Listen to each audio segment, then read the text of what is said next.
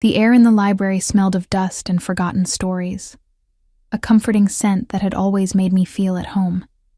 Outside, autumn rain tapped against century-old windows, creating a rhythmic backdrop to the silence. I ran my fingers along leather-bound spines, feeling the texture beneath my fingertips, taking comfort in the familiar ritual that had defined my Friday evenings for the past year since moving to this small mountain town. "We're closing in 15 minutes, Ms. Ellis," called Mr. Winters from behind his ancient desk, his voice startling me from my reverie. "Of course, I'll be quick," I replied, tucking a strand of pale blonde hair behind my ear, a nervous habit I'd never been able to shake. I'd been searching for a specific book on local folklore for my thesis, something substantive about the myths that surrounded these mountains like morning mist. The locals spoke in hushed tones about creatures that roamed the dense forests beyond the town limits, tales that most attributed to superstition or tourist bait. But there was something in their eyes when they spoke, a flicker of genuine belief that had captured my academic curiosity. I stretched to reach a dusty volume on the top shelf, my fingertips just grazing its spine. The wooden stepladder looked precarious at best, but I needed that book. Just as I balanced on tiptoe, the library door swung open with unexpected force, the sudden gust of wind sending papers flying from Mr. Winters' desk. The distraction was enough. My foot slipped, and I felt myself falling backward. Instead of meeting the hard wooden floor, I crashed against something solid and warm. Strong hands steadied me, gripping my shoulders with surprising gentleness. The scent hit me immediately: pine needles, rain, and something wild I couldn't identify. "Careful," said a deep voice, the single word rippling through me like a stone dropped in still water. I turned to thank my rescuer and found myself looking up at a man I'd never seen before. In a town this small, strangers were noticeable, and this one, impossible to miss. He was tall, broad-shouldered, with dark hair that curled slightly at the nape of his neck. His face was all sharp angles, as if carved from stone, but it was his eyes that held me captive. A dark, intense brown that seemed to look straight through me. "Thank you," I managed, suddenly aware of how close we were standing. "I didn't hear you come in. Few people do," he replied, his lips curving into what might have been a smile if it had reached his eyes. There was something guarded in his expression, a wariness that made me wonder what he was doing in our small library just before closing. "Ethan," called Mr. Winters, relief evident in his voice. "I wasn't expecting you until tomorrow." The stranger, Ethan, finally released my shoulders, taking a deliberate step back. "Change of plans," he said, his eyes still on me. "I need the records we discussed." Mr. Winters nodded, hurrying to unlock a cabinet behind his desk. Of course. This young lady is Eliza Ellis, our town's newest resident. She's doing research on local folklore for her graduate thesis." Ethan's expression changed almost imperceptibly. "Is that so?" he asked, his tone neutral but his posture suddenly rigid. "And what aspect of our folklore interests you, Ms. Ellis?" The way he emphasized folklore made my skin prickle, as if he were testing me somehow. I clutched my grandmother's silver pendant, a small crescent moon that had been passed down through generations of Ellis women. She'd given it to me on her deathbed, whispering that it would guide me through darkness. I'd always assumed it was the rambling of a mind clouded by illness, but the weight of the pendant against my collarbone had always brought me comfort. "The intersection of myth and reality," I answered honestly. "How stories shape communities and what truths might lie beneath them." Something flickered in his eyes, recognition, perhaps, or concern. "Some stones are better left unturned, Ms. Ellis. Not all knowledge is meant to be academic." Before I could respond, Mr. Winters returned with a leather folder which he handed to Ethan. "Here are the boundary records you requested.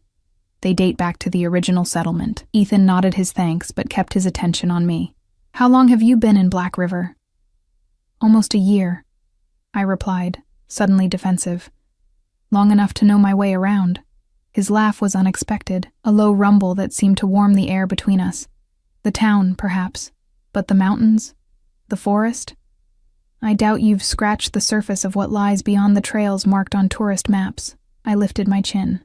"Perhaps I'd like to learn. Perhaps that would be unwise," he countered, his voice dropping to nearly a whisper, especially for someone who wanders alone. My cheeks flushed with heat. "Are you threatening me?" "Warning you," he clarified, his expression softening slightly. "There are things in these mountains that aren't covered in your academic texts, Eliza." The way he said my name, as if testing its weight on his tongue, sent an involuntary shiver down my spine. I found myself stepping closer to him, drawn by some pull I couldn't explain or resist. "Then maybe I need a guide," I said, surprising myself with my boldness. Something about this man both unsettled and intrigued me, like the moment before a thunderstorm when the air is charged with electricity.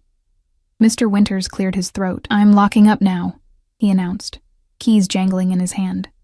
"You both need to leave."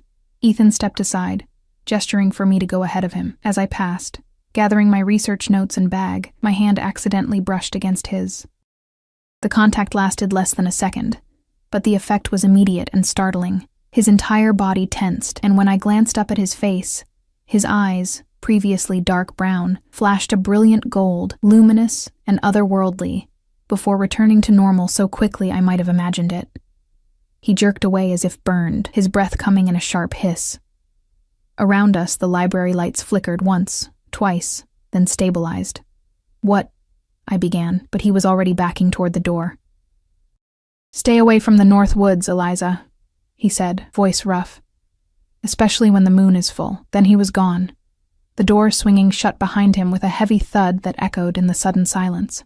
Mr. Winters clicked his tongue disapprovingly. "That family has always been odd," he muttered, more to himself than to me. "Been here since the town was founded but keep to themselves. Own half the mountain but you'd never know it." "Who is he?" I asked, still staring at the door. "Ethan Blackridge. His people have history here." He hesitated, then added, "If you're truly interested in our local myths, you might want to look into the Blackridge name. But I didn't tell you that." That night I couldn't sleep. Rain continued to drum against my bedroom window, but it wasn't the storm keeping me awake. Every time I closed my eyes, I saw Ethan's face, those eyes flashing gold, impossible, and beautiful. I touched my grandmother's pendant, remembering her final words to me. "There are truths in this world that hide in plain sight, waiting for eyes willing to see them." I hadn't understood her then. Now I wondered if I was beginning to. Morning broke with unexpected sunshine, the storm having passed during the night. My small cottage sat at the edge of town, bordered by woods that stretched toward the mountains. I'd chosen it for its seclusion and charm, and its proximity to the wilderness I'd always been drawn to. Standing on my porch with coffee warming my hands, I gazed at the tree line where mist still clung to branches, creating ghostly shapes in the early light. "North Woods," he had said. "Stay away when the moon is full." The full moon was tonight. I spent the morning in town, gathering supplies and information.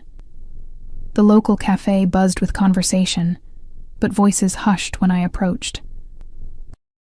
I'd grown used to being an outsider, but today the stares felt different, evaluating, concerned. "Heard you met Ethan Blackridge," said Mara, the cafe owner, as she refilled my coffee. Her tone was casual, but her eyes sharp. "At the library," I confirmed. "Do you know him?" She wiped her hands on her apron. "Everyone knows of the Blackridges. Doesn't mean we know them." She hesitated, then leaned closer. "Listen, honey.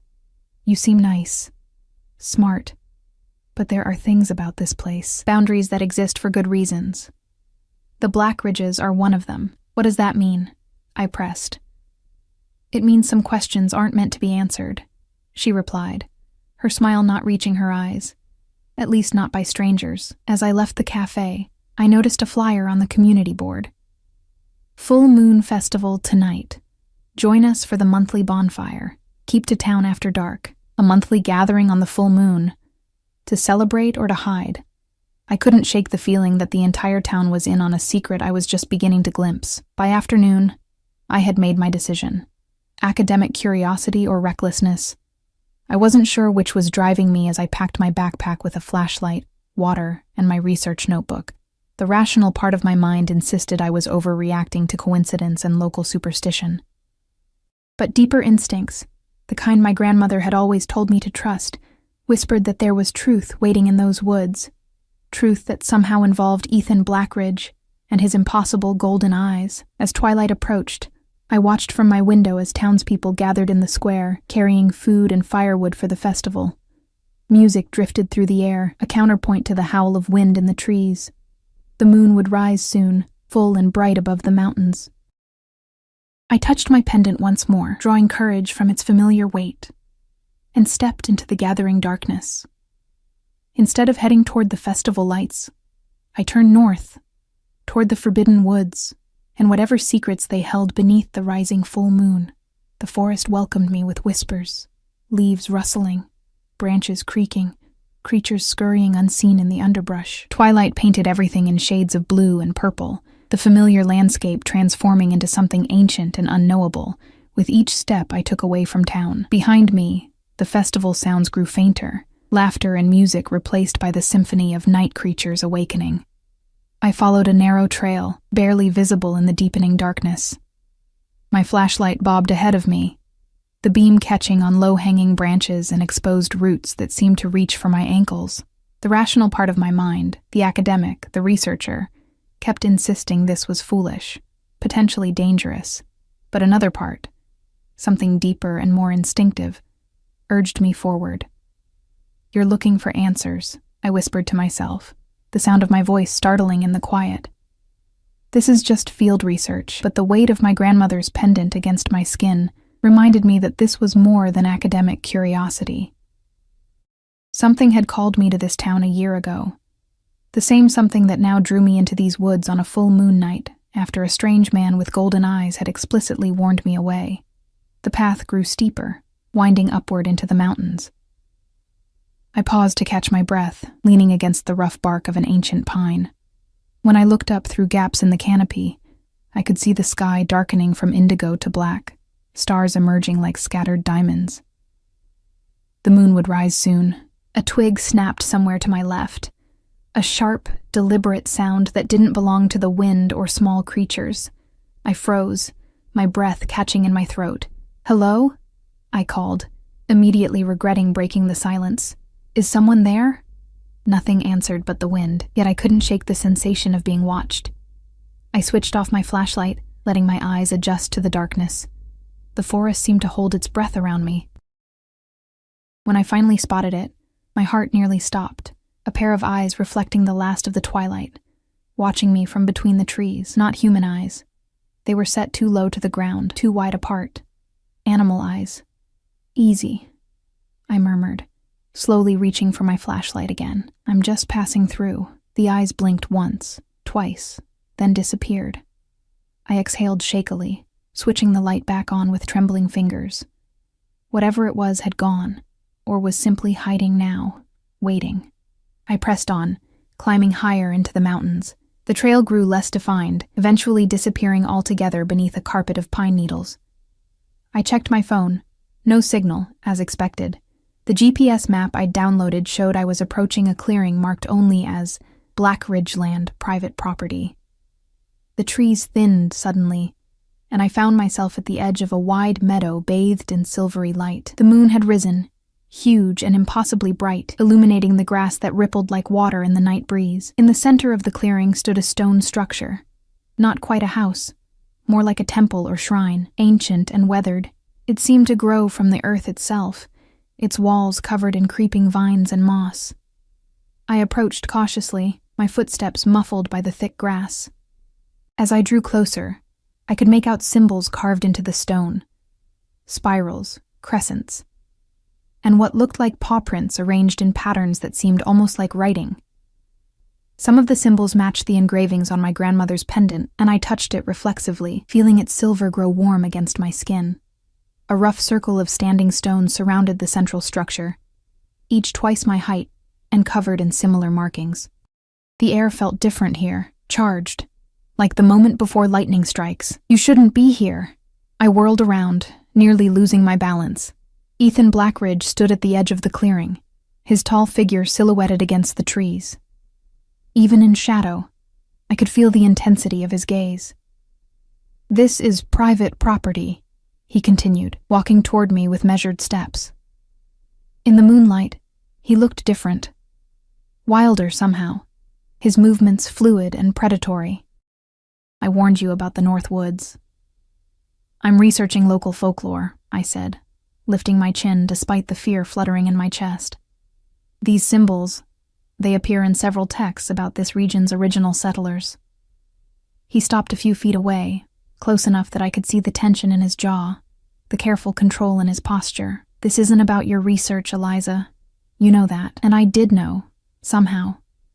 This pull, this connection, it went beyond academic interest. What happened yesterday? I said quietly. Your eyes. A trick of the light, he replied too quickly, his gaze dropping to my pendant. Something like recognition flashed across his face. Where did you get that? I clutched the silver crescent. My grandmother. It's been in my family for generations. The Ellis family, he said, making it sound like a revelation. I should have known when I heard your name. Known what? He shook his head, looking torn between anger and some other emotion I couldn't identify. You need to leave. Now. It isn't safe for you here. Because of the full moon? I asked, taking a step closer to him. What are you afraid I'll see, Ethan? His laugh was harsh, without humor. You have no idea what you're dealing with. This isn't some quaint local legend for your thesis.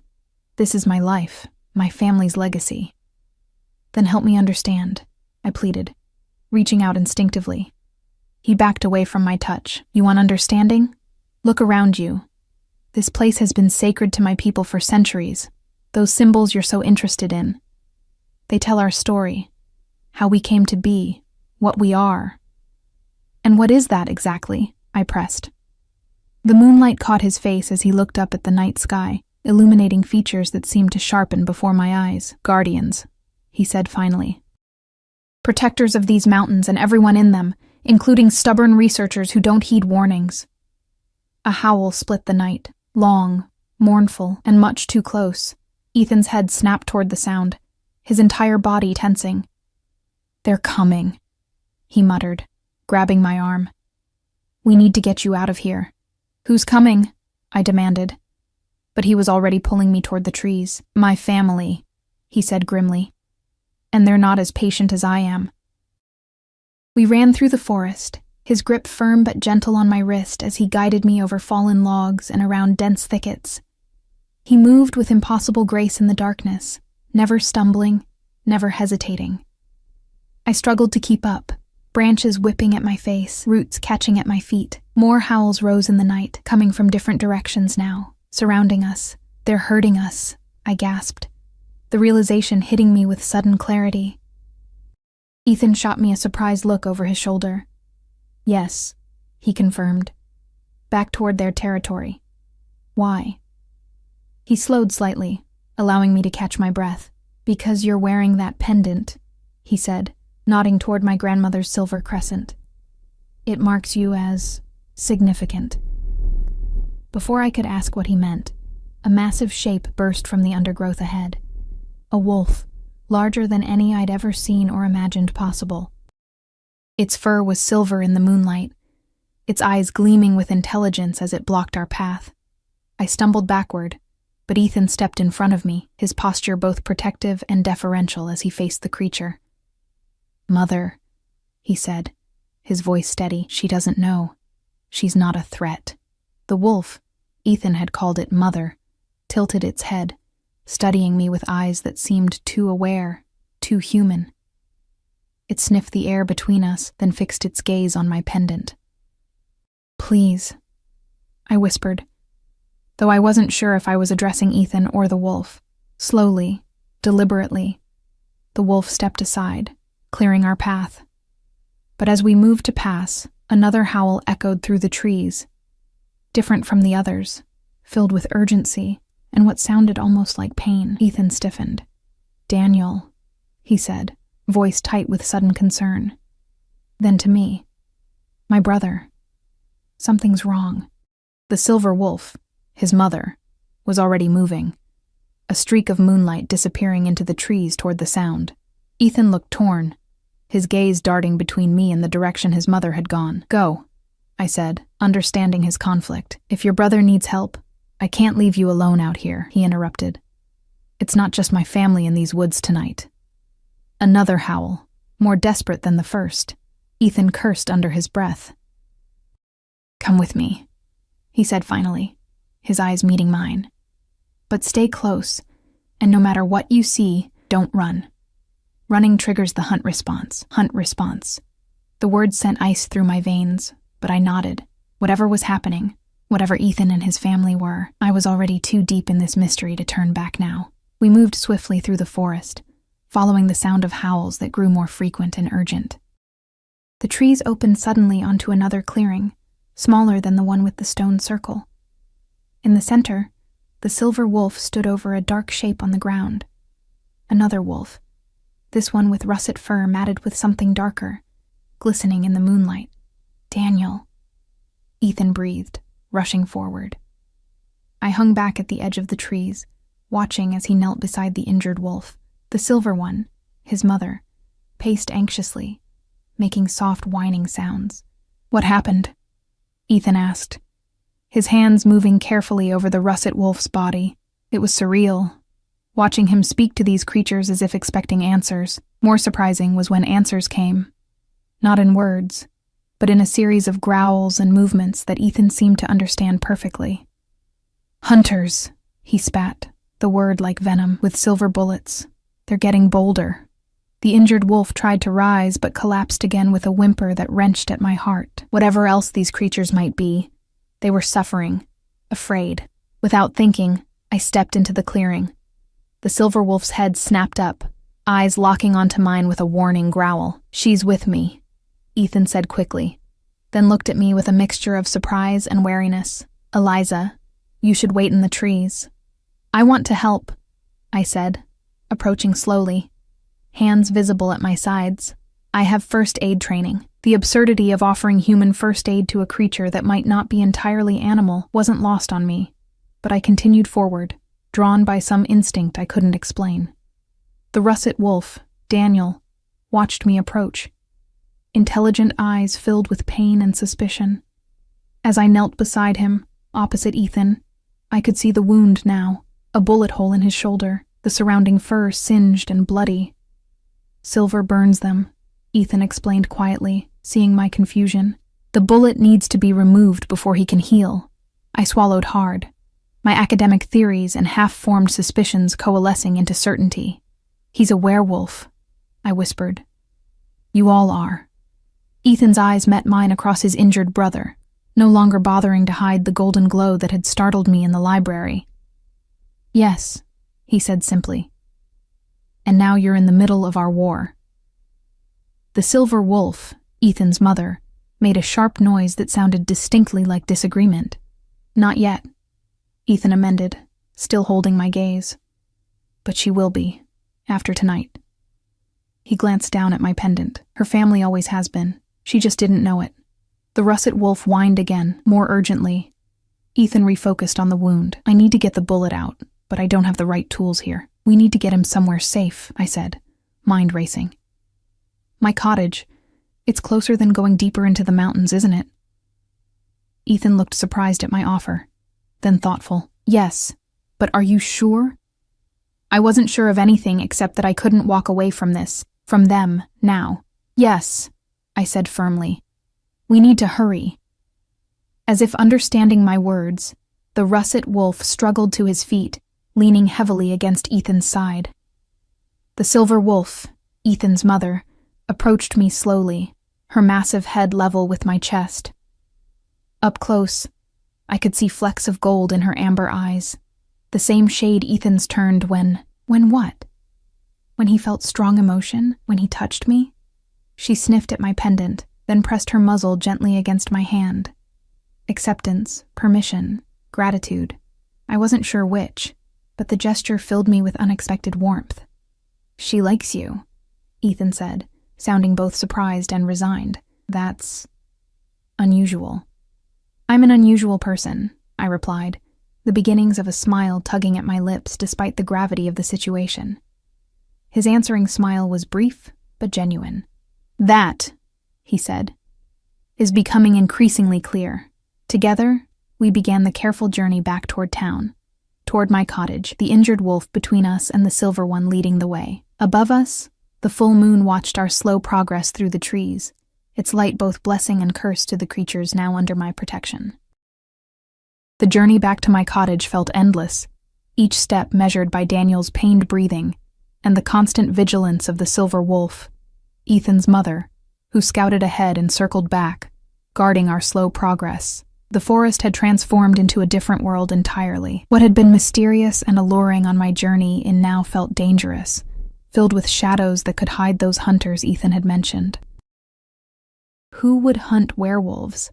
I asked quietly as we navigated a steep incline, supporting Daniel between us. The russet wolf was massive, his weight against my side both terrifying and strangely comforting. I thought you were just legends. Ethan's laugh was bitter. Legends are often just truths wrapped in fear, he said. There have always been those who hunt what they don't understand. My family has protected these mountains for generations, but there are rival packs, hunters who believe we're abominations, humans who discovered our existence and want our power for themselves. And the town? I pressed. The festival tonight? A tradition born from necessity.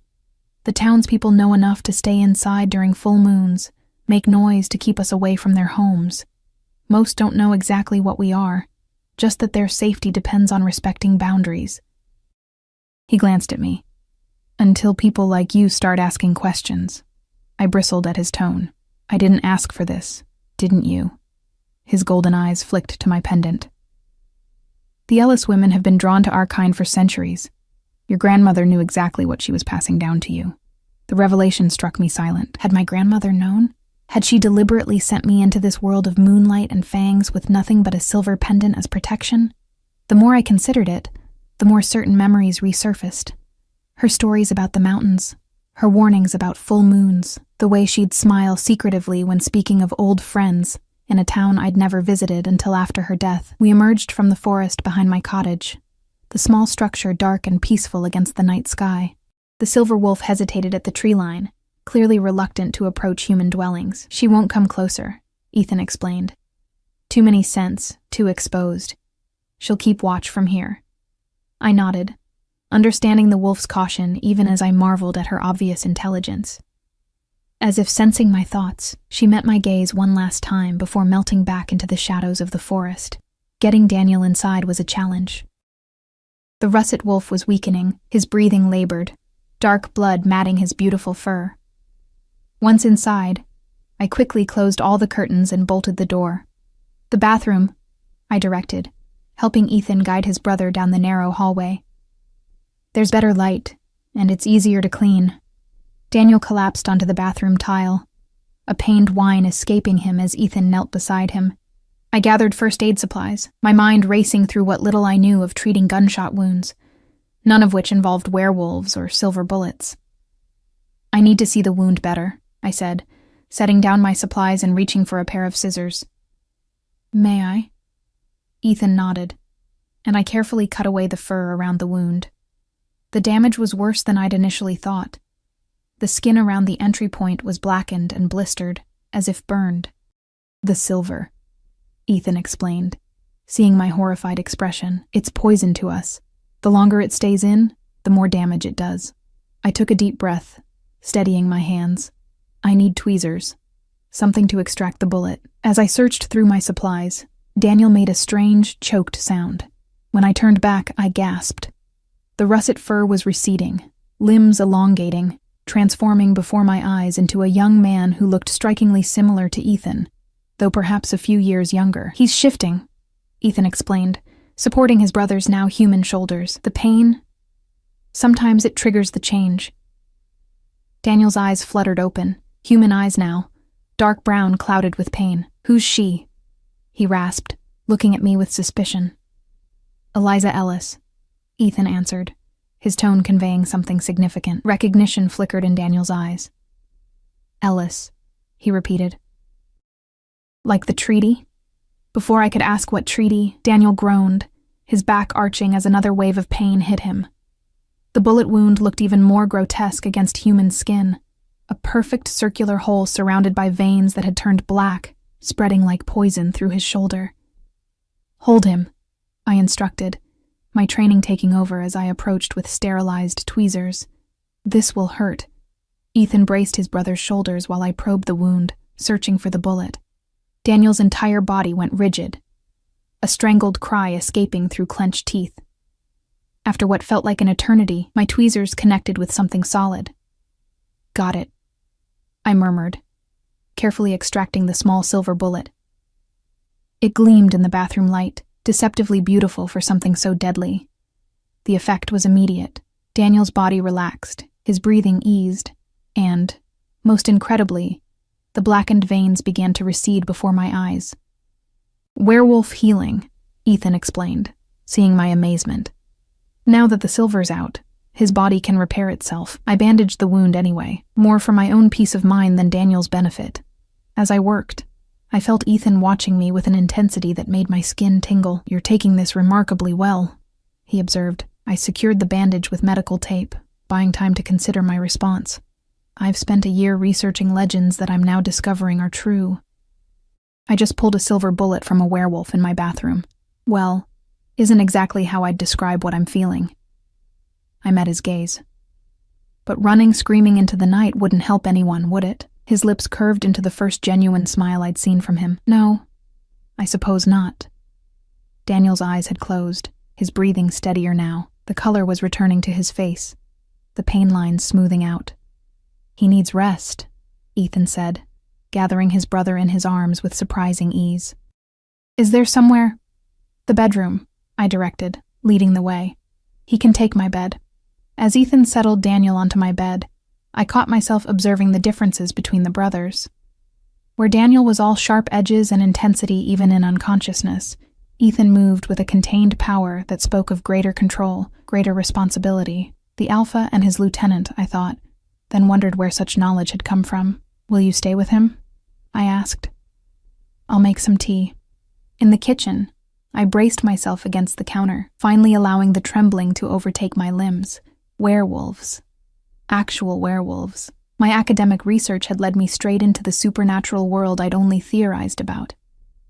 And my grandmother had known, had somehow been part of it, had prepared me with her pendant and her cryptic warnings. The kettle whistled, startling me from my thoughts. As I prepared 2 mugs of tea, I heard quiet footsteps behind me. "He's sleeping," Ethan said, his voice low. "The wound is already half healed." I handed him a mug, our fingers brushing in the exchange. This time, when his eyes flashed gold, I didn't flinch away. "Why does that happen?" I asked, nodding toward his eyes. "When we touch." He looked down at his tea, as if the answer might be found in its depths. "It's complicated." "I just performed amateur surgery on your werewolf brother," I pointed out. "I think we're past complicated." His soft laugh surprised me. "Fair point." He set down his mug, running a hand through his dark hair. "Your pendant, the silver crescent, it's not just jewelry. It's a symbol of the treaty between our families." "What treaty?" "Centuries ago, these mountains were contested territory between my ancestors and a rival pack.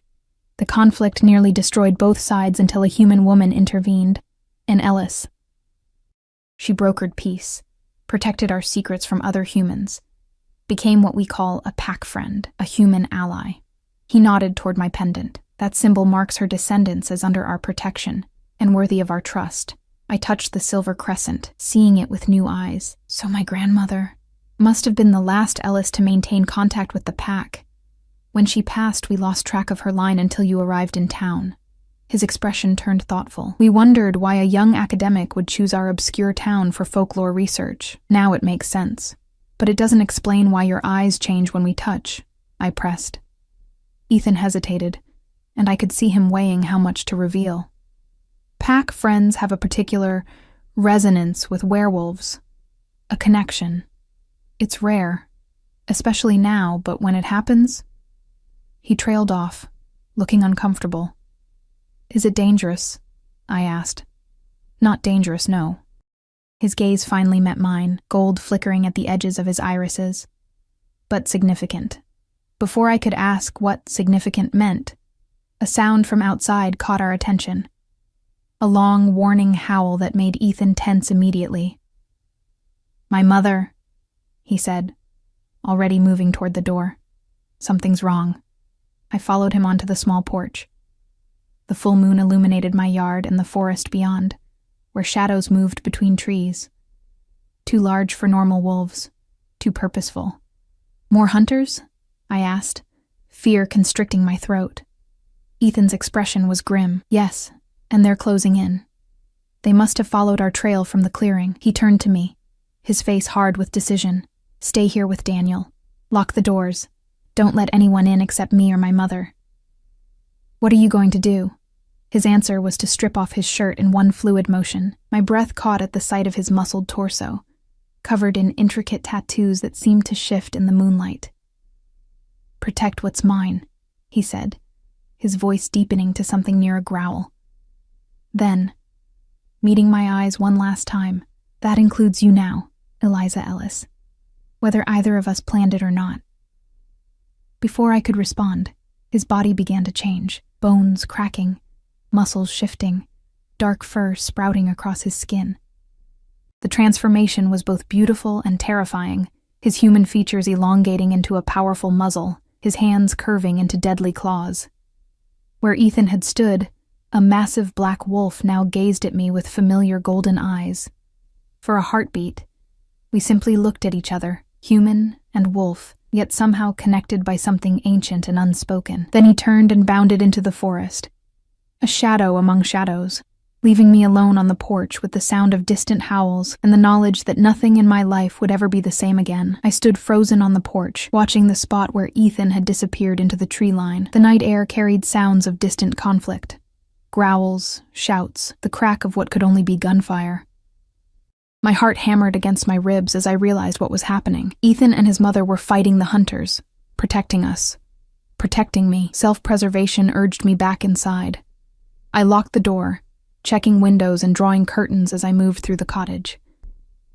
In the bedroom, Daniel stirred restlessly, his face flushed with fever despite the werewolf healing Ethan had mentioned. "Water," he rasped when he saw me in the doorway, struggling to sit up. I brought him a glass, helping him drink. His skin burned beneath my touch, and the bandage on his shoulder was soaked through with something darker than blood, a black ichor that seemed to pulse with each labored beat of his heart. "Something's wrong," I said, peeling back the edge of the bandage to reveal the wound. Though smaller than before, the edges were still blackened, veins of darkness spreading outward. "It's not healing properly." Daniel's laugh was bitter. "Silver poisoning," he managed. "The bullet must have fragmented." Fear twisted in my stomach. "There are still pieces inside you?" He nodded weakly. "Can feel them. Burning." I needed to help him. But how? My limited first aid knowledge was useless against supernatural silver poisoning. Then I remembered my research. Months of collecting local folklore, herbal remedies, old wives' tales about creatures of the night. If even half of what I'd documented was true. "Hold on," I told Daniel, squeezing his hand. "I think I know something that might help." In my study, I pulled out notebooks filled with interviews from local elders, stories passed down through generations. I flipped frantically through pages until I found what I was looking for. Notes from a conversation with old Martha, a reclusive herbalist who lived on the mountain's eastern slope. "Wolfsbane to harm, moonflower to heal," I read aloud. Martha had spoken of creatures she called the mountain folk, describing concoctions that could either poison or cure them. At the time, I'd categorized it as interesting superstition. Now, it seemed like survival information. I grabbed my coat and a flashlight, hesitating at the front door. Ethan had told me to stay inside, but Daniel was getting worse. The moonflowers Martha had described grew in my garden. I'd planted them for their beauty, never suspecting their potential power. The sounds of conflict had moved deeper into the forest. I took a deep breath, unlocked the door, and stepped outside, scanning the shadows. Nothing moved in my small yard as I hurried to the garden patch beside the porch, where pale flowers glowed like fallen stars in the moonlight. I gathered several blooms, their sweet scent filling my nostrils as I hurried back inside, locking the door behind me. In the kitchen, I crushed the flowers in a mortar, following Martha's instructions from memory. Bruise the petals under moonlight, add spring water, speak the healer's prayer. I had no idea what the prayer might be, but as I worked, words rose unbidden to my lips. Not English, but something older that felt right on my tongue, as if remembered from another life. The mixture began to glow faintly, illuminating my hands with soft blue light. I carried the bowl to Daniel's bedside, where his condition had deteriorated further, his breathing shallow, skin ashen beneath his tan. "Drink," I urged, lifting his head to help him. He hesitated, nostrils flaring at the scent. "Where did you learn this?" he asked, voice barely a whisper. "I don't know," I admitted. "It just came to me." His dark eyes studied my face for a moment before he accepted the bowl, draining its contents in several desperate gulps. The effect was almost immediate. Color returned to his face, his breathing deepened, and the black veins around his wound began to recede. "Ellis magic," he murmured, a hint of wonder in his voice as his eyelids grew heavy. "They said your family had it, but I didn't believe." Before I could question him further, he drifted into a healing sleep, his face peaceful now, rather than pain-ridden. I sat beside him, relief washing through me in dizzying waves. What had I just done? What was Ellis magic, and how had I known that ancient prayer? The questions swirled in my mind, but answers would have to wait. A sudden crash from the front of the cottage snapped me back to the present danger. Someone, or something, was trying to break in. I grabbed the nearest weapon, a heavy brass lamp, and moved silently into the hallway. Through the living room window, I could see dark figures moving across my yard, flashlight beams sweeping the ground. "They went this way," a gruff voice called. "There's blood on these steps. Hunters." They'd followed our trail to my cottage. I backed away from the window, mind racing. Daniel was healing but still vulnerable, and Ethan was somewhere in the forest, possibly injured or fighting other hunters. I was alone with no real defenses against armed men, no defenses except I touched my pendant, feeling it warm against my skin. "Ellis magic," Daniel had said. My grandmother's cryptic final words echoed in my mind. There are truths in this world that hide in plain sight, waiting for eyes willing to see them. The pendant seemed to pulse beneath my fingers, its warmth spreading up my arm and through my body. Knowledge unfurled in my mind, not like remembering, but like awakening to something that had always been there, dormant until needed. I moved to the front door, no longer afraid but filled with a strange, calm certainty. As the hunters approached my porch, I threw the door open, standing framed in the doorway with my pendant held before me like a shield. "This land is protected," I said, my voice stronger and deeper than I'd ever heard it. "By ancient pact and bloodline oath, I deny you entry." The hunters, 3 men in dark clothing, armed with rifles, froze on my lawn, clearly startled by my appearance. Their leader, a weathered man with cold eyes, recovered quickly. "Stand aside, girl," he ordered. "We're tracking dangerous animals that fled this way." "There are no animals here," I replied evenly. "Only a broken treaty, and men who should know better than to hunt on protected ground." Something flickered in the leader's eyes.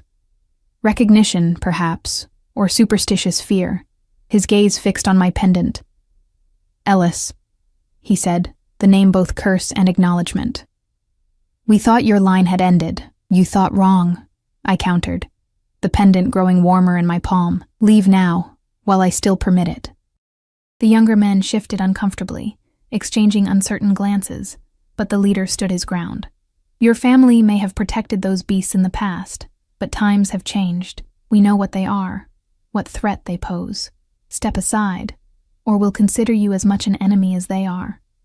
He raised his rifle, aiming not at me but past me, into the cottage where Daniel lay vulnerable. I felt something surge within me. Anger, yes, but also power. Flowing from the pendant and through my veins like liquid moonlight. "I warned you," I said softly. I didn't consciously know what I was doing, but my body moved with instinctive precision, my free hand tracing symbols in the air while words of power spilled from my lips. The pendant flared with silver light, and suddenly the air between us and the hunters shimmered like a heat mirage. "What the hell?" one of the younger men exclaimed, backing away.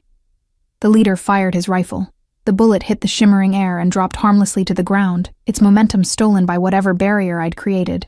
"Witch!" he spat, genuine fear replacing his earlier confidence. "Protector," I corrected. "As my grandmother was, and her grandmother before her, the Blackridges are under my family's protection by ancient pact. Leave these mountains tonight, or face consequences your silver bullets can't shield you from." I had no idea if I could actually deliver on that threat, but the pendant pulsed reassuringly against my palm, and the barrier between us held steady. The younger hunters were already retreating toward the trees, their earlier bloodlust replaced by primitive fear of powers they didn't understand. The leader held his ground a moment longer, hatred burning in his eyes. "This isn't over, Ellis," he promised. "There's a war coming that your old magics can't stop." "Perhaps," I acknowledged, "but it won't be fought tonight and not on my land." After a tense standoff, he finally backed away, following his men into the darkness.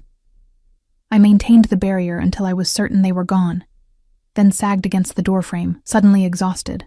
The pendant cooled against my skin, and the shimmering air dissipated like morning mist. I locked the door with trembling hands and returned to Daniel's side. He was sleeping peacefully, the black veins completely gone from his wound, which now looked like it was days rather than hours old. Whatever I'd done with the moonflowers had worked. Settling into a chair beside the bed, I tried to process everything that had happened. Werewolves were real. My family had some kind of magical connection to them. I'd apparently just performed 2 different kinds of magic I never knew I possessed. And somewhere in the forest, Ethan was fighting to protect us all. I must have dozed off despite my racing thoughts, because I awoke to gentle pressure on my shoulder. Moonlight streamed through the bedroom window, illuminating Ethan's face as he crouched beside my chair. He was human again, dressed in what looked like borrowed clothes, his face scratched and bruised, but his eyes, warm brown now, not gold, filled with concern. "You're safe," I murmured, relief flooding through me. His smile was tired but genuine. "I should be saying that to you." His gaze moved to his brother, who slept soundly, then back to me. "Daniel's healing well, better than he should be, given the silver poisoning. I used moonflowers," I explained, watching his expression carefully, "and the pendant helped me." Understanding dawned in his eyes. "Ellis magic," he said softly. "Your grandmother was a powerful ally to our pack. It seems her gifts didn't end with her." "The hunters came here," I continued. 3 men. I sent them away." His eyebrows rose. "Sent them away?" "I created some kind of barrier. The pendant showed me how." I touched the silver crescent, cool now against my skin. It was like remembering something I never knew I'd forgotten. Ethan nodded slowly. "The old stories say the first Ellis woman was a powerful witch who fell in love with a werewolf. Their union created a bloodline with unique gifts, human, but with the ability to channel moon energy the way we do when we shift." His hand covered mine where it rested on the pendant. "You're remembering your inheritance, Eliza. Your birthright." His touch was warm, and this time when his eyes flashed gold, I felt an answering warmth inside me, as if something within recognized and responded to his nature. "What does it mean?" I asked quietly. "This connection between us?" Instead of answering, he leaned forward slowly, giving me time to pull away if I wished. When I didn't, his lips met mine in a kiss that felt like coming home. Gentle at first, then deepening as that strange connection between us flared to life, filling me with warmth and certainty. When we finally broke apart, his eyes were fully gold, luminous in the darkened room. My pendant glowed with answering light, creating a circle of silver radiance that enveloped us both. "It means," he said softly, "that the old alliance has been renewed, and that neither of us will ever be alone again." Dawn broke over the mountains, painting my small bedroom in shades of gold and amber. I stood by the window, watching the last stars fade from the sky, as the full moon sank behind the western peaks. Behind me, Daniel slept soundly, his body having repaired most of the damage from the silver bullet. Ethan had left an hour earlier to check the perimeter and connect with other pack members, promising to return before noon. In the gentle morning light, Last night's events seemed almost dreamlike. Werewolves and magic, ancient packs and silver bullets. Yet the evidence surrounded me. Daniel's nearly healed wound, the crushed moonflowers in my kitchen, the pendant that still hummed with subtle energy against my skin. And most convincingly, the memory of Ethan's kiss, which had awakened something within me that felt both entirely new and achingly familiar. I made coffee and carried my mug to the porch, where dew sparkled on the grass, and early birdsong replaced last night's howls. The forest looked peaceful now, showing no signs of the violent confrontation that had occurred beneath its canopy. I wondered how many mornings my grandmother had spent just like this, watching the sunrise while holding secrets the ordinary world would never understand. A twig snapped at the edge of the yard, and I tensed before recognizing the elegant figure emerging from the trees. It wasn't Ethan, but a striking woman with silver-streaked dark hair and piercing amber eyes. The same eyes I'd seen on the silver wolf, Ethan's mother. She approached cautiously, her movements fluid and graceful even in human form. "Eliza Ellis," she said, her voice musical and slightly accented. "At last we meet properly. I am Celine Blackridge." I inclined my head respectfully. "Would you like some coffee, Mrs. Blackridge?" A smile touched her lips. "Celine, please. And yes, coffee would be welcome after a long night."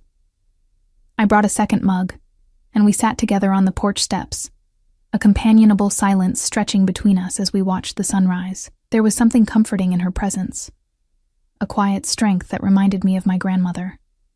"Daniel is healing well," I said finally. "The silver poisoning has receded." She nodded, her expression softening.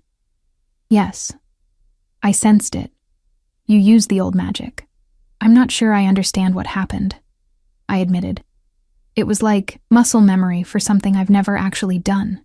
"Ellis women have always had the gift," Selene explained. "It flows in your bloodline just as our nature flows in ours. Your grandmother was particularly powerful. She helped our pack through many difficult times. She studied me over the rim of her mug. She would be proud to see you stepping into your inheritance. She never told me," I said, unable to keep the hint of accusation from my voice. "Any of it." Celine's smile was sad. "Marion believed she was protecting you by keeping you away from our world.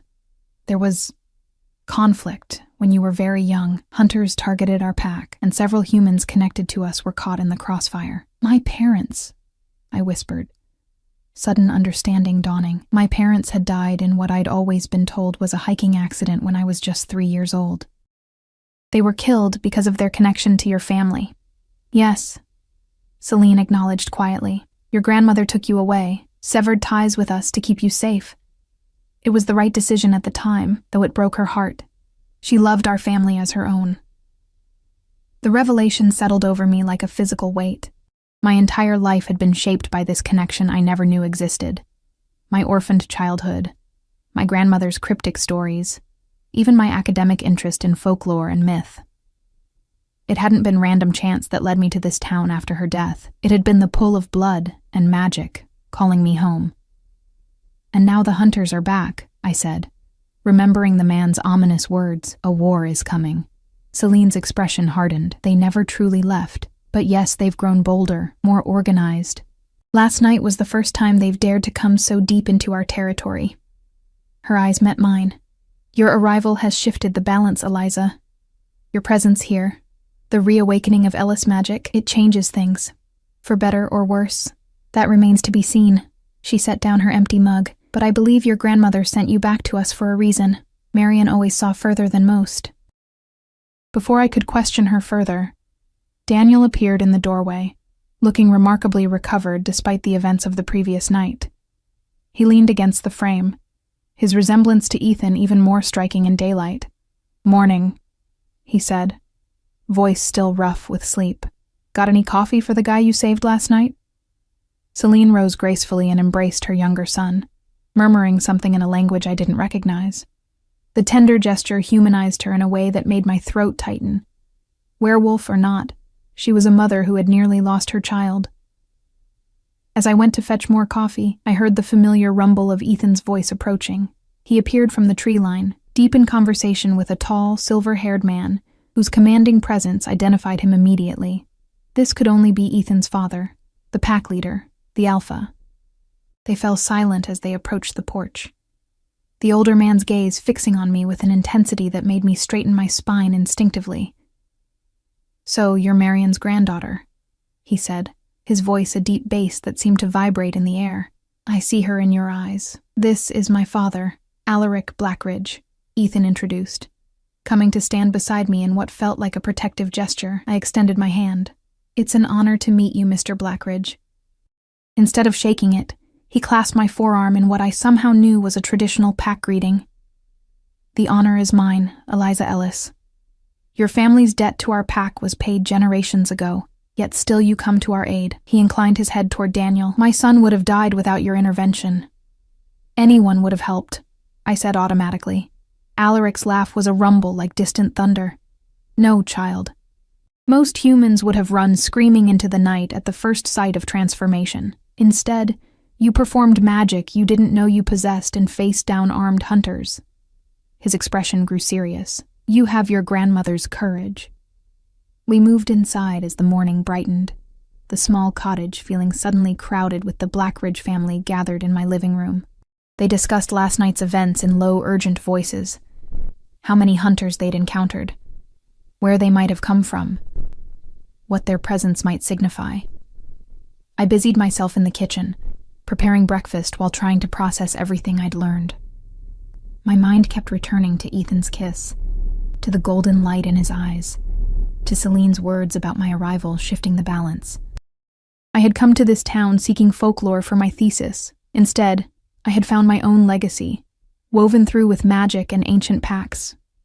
Ethan appeared in the doorway, watching me crack eggs into a bowl with methodical precision. "You're taking all this remarkably well," he observed for the second time in 24 hours. I laughed softly. "I'm compartmentalizing. I'll probably have a complete breakdown once you all leave." He crossed the kitchen in 2 strides, gently taking the eggs from my hands and setting them aside.